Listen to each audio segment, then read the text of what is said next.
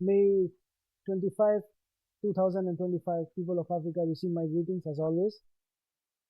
I am happy to present this trophy on behalf of some of our African brothers. They live in Dubai. And last year they organized the first edition. They had rewarded Africa's talents.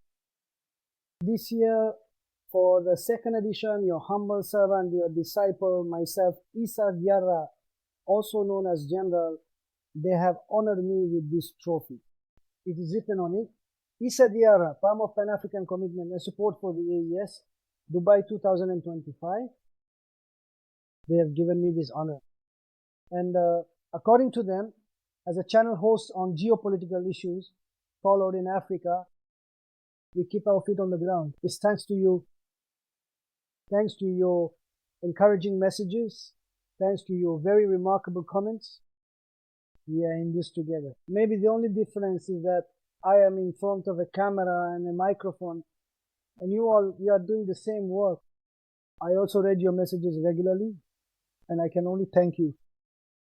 We are a team, a winning team. The PALM, that's right, the African Prize for Leadership and Emergence in Dubai.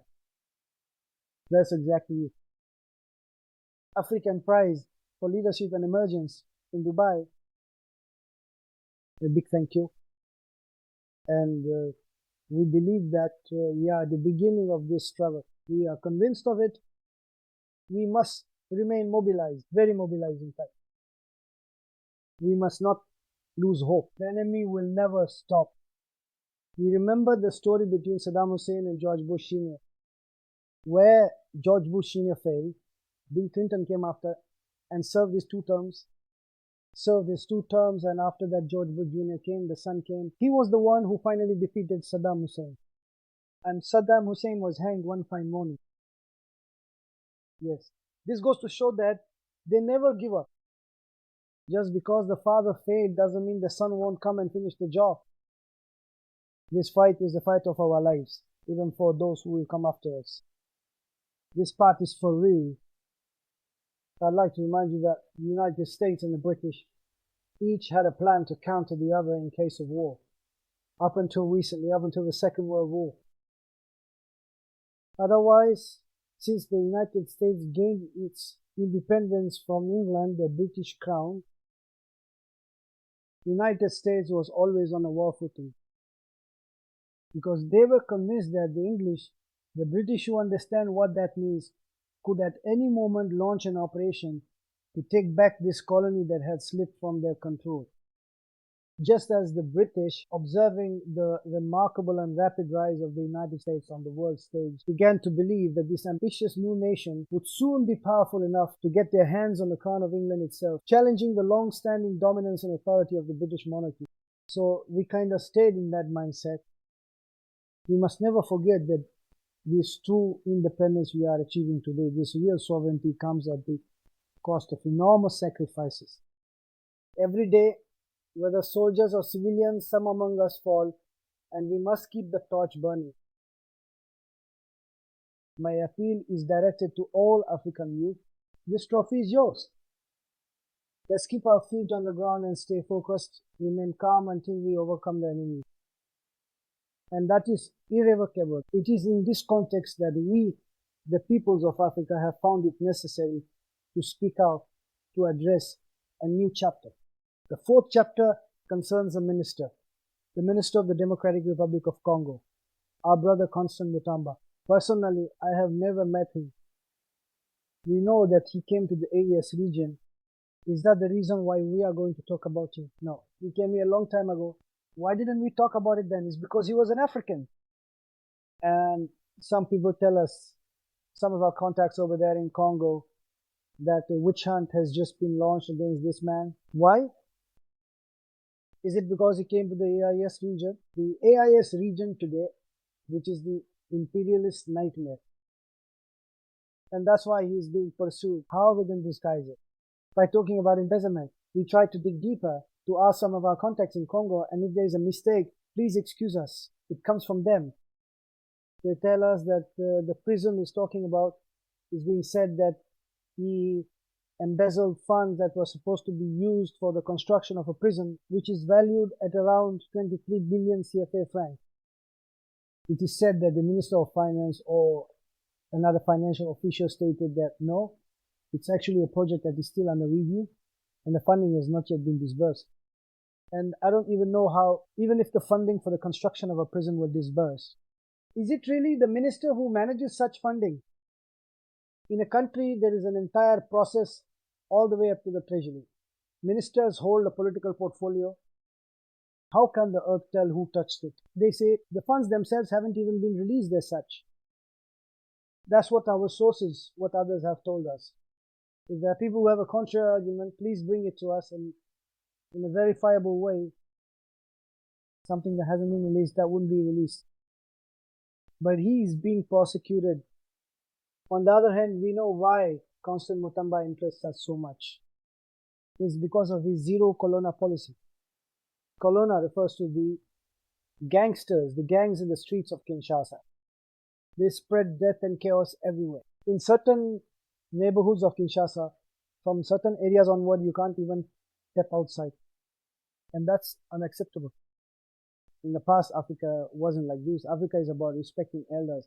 When you go to Congo, you have to call your elder Yaya. You can't understand how children, those who call us Bana, how can children defy us? How can children start killing their superiors, their elders?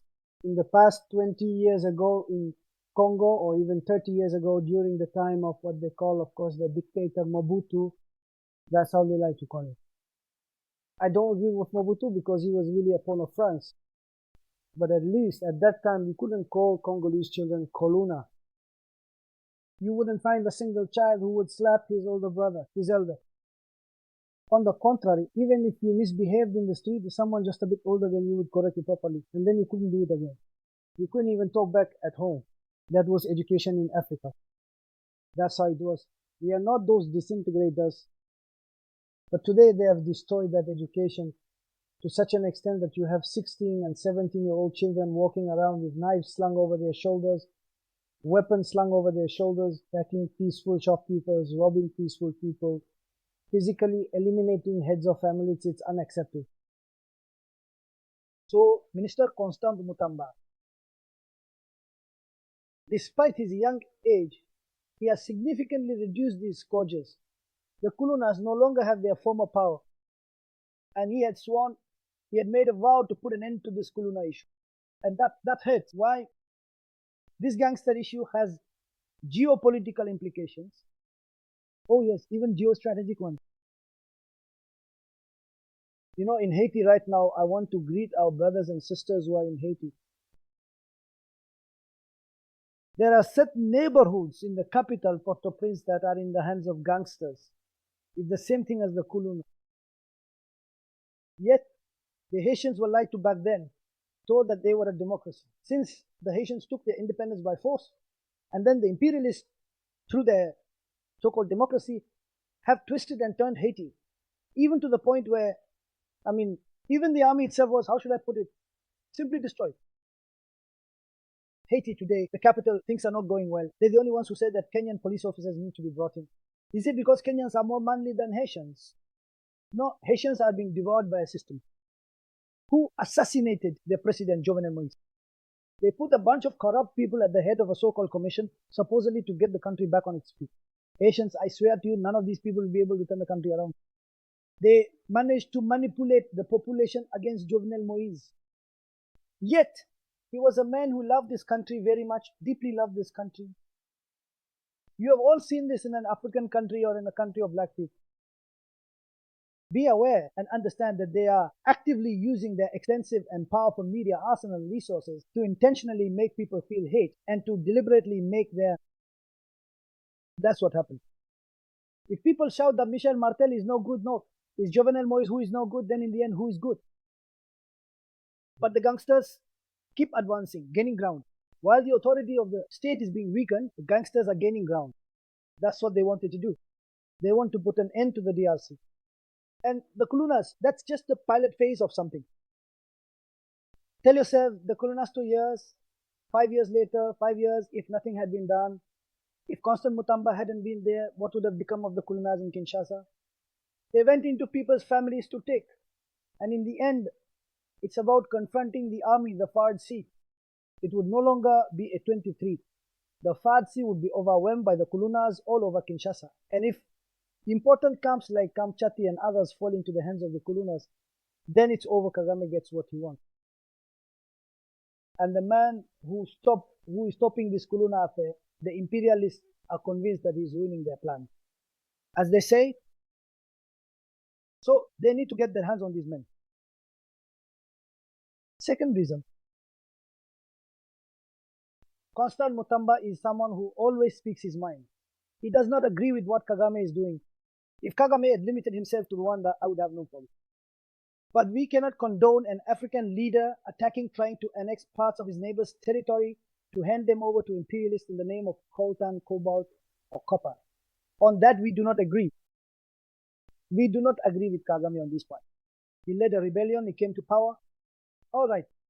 They say he's a Democrat. All right. They say he's the one who will take in migrants expelled from Great Britain. All right. They also say he's the one behind the M23, the Rwandan mutineers captured in the DRC. What does he earn? What does he get out of it? And the man who is courageously and resolutely standing up to Kagame is in fact also the well-known Constant Mutamba. So the question remains, how exactly do you actually manage to silence these distinguished gentlemen?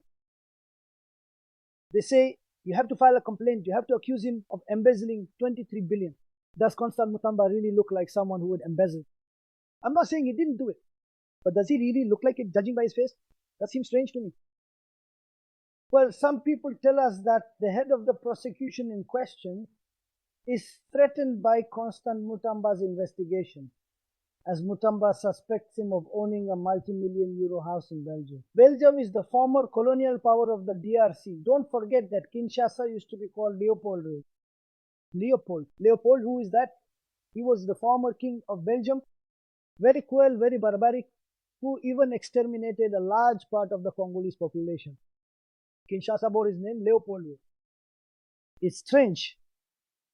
Well, this last one, they say he embezzled large sums and able to afford a luxury house in Belgium. Constant Mutamba wants to know. He wants to understand how it was possible to get that with Congolese salary. Documents need to be produced, things need to be put together quickly to accuse Minister Constant Mutamba. We call on the Attorney General to act reasonably.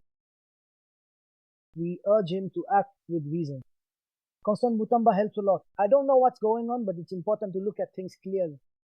Wanting to stop Constant Mutamba's momentum is, unfortunately, indirectly perhaps, promoting Kuluna. It also allows Kagame to continue gaining, to score points against the DRC.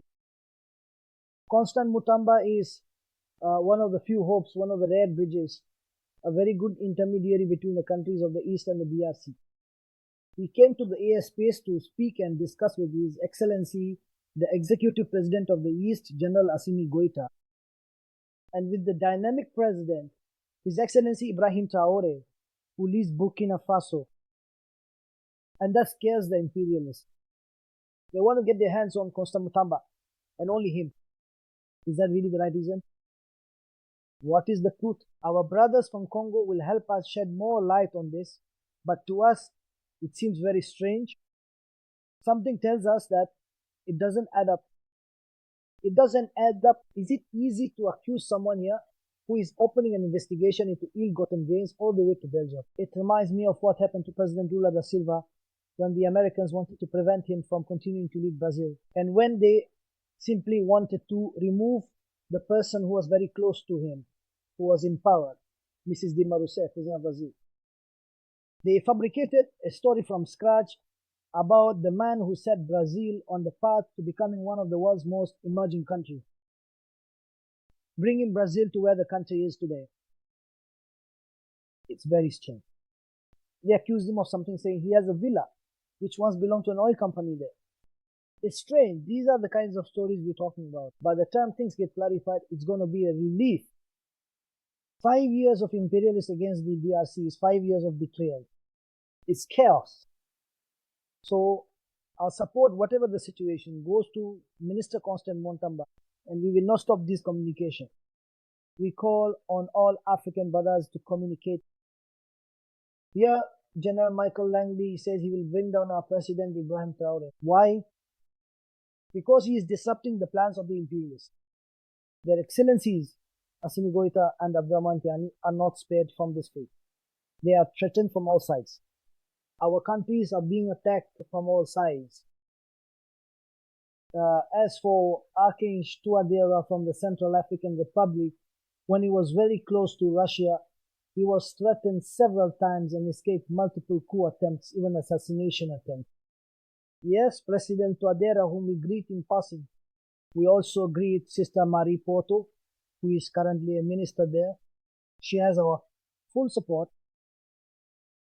All African presidents, all African sovereigns are, in one way or another, threatened by these people. And Constant Mutamba is no exception. Why threaten this young man? They want to make him a martyr, but why? Let's stop this, African. We say, let's stop tripping each other up. Let's join hands. Let's rise together. Let's climb together. We can succeed. But if we keep hiding like they did back then, Moise Chombe with Lumumba, I don't want that to keep happening. Moise Chombe, Lumumba, do you know what happened? They hid from people. The Moise Chombes, the Mobutus, they finished off Lumumba. But how did they themselves, how did they end their lives? The Joseph Kasawubus. Let's move on from that. Mobutu, Kabila Senior, who brought down Mobutu. How did he himself end his life? He was assassinated. Mobutu at least spent 33 years in power. He only lasted 4 years and then he was assassinated. And even worse, during Mobutu's time, the country did not fall into Kagame's hands. But after him, the country completely fell into Kagame's hands directly. It was one of Kagame's officers, James Kabarebe, who became the chief of staff of the DRC. It's unimaginable. An officer from a neighboring country becomes your chief of staff. Once again, those who embody hope, renewal, like Constant Mutamba, definitely has my support. And I know he has our support. They are intimidated, threatened. They simply want to eliminate them. The African, when people say that man is a wolf to man, here is African, he is a wolf to the African. I often don't even understand what some people want. They want to play the role of Moise Chombe or someone like Blaise Compaoré against Africans who are fighting. People of Africa, we will no doubt see you again tomorrow for another topic at the forefront of the news. Thank you. This trophy is yours. We dedicate this to all the people of the East, to the entire Pan-African people. Thank you and see you tomorrow. Thank you.